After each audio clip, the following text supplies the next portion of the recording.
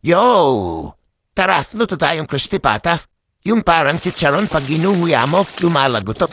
I-pressure cooker natin yung pata na isang oras. Samahan mo ng sibuyas, bawang, laurel at dato puti paminta. Patisan mo ng madami sa isang dakot nasin para nawat yung lasa. Huwag kang magalala, hindi aalat yan.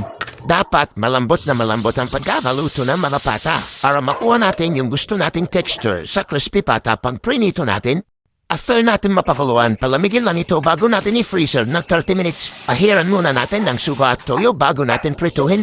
Dapat mainit na mainit yung mantika at prituhin lang ito ng mabilisan sa malakas na apoy. Yan ang sekreto para super crispy outside and juicy inside. You know, suabe ng pagka-golden brown. Bantayan mo lang baka masobran sa pagka-golden brown. Baka maging uling yan. Mapurnada pa yung crispy pata nyo.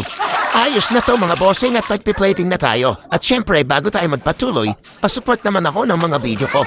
Palike naman po, share, and follow my page. Suabe nito mga boss, titikman na natin. Mapapa-underize na naman nito. You know, sinausaw pa. First bite.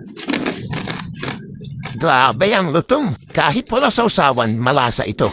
At wait lang, may pabonus tayo. Inihaw na pusit, you know, quality. Tirahin natin yung ulo at syempre mas masarap ito pag isasawsaw muna natin.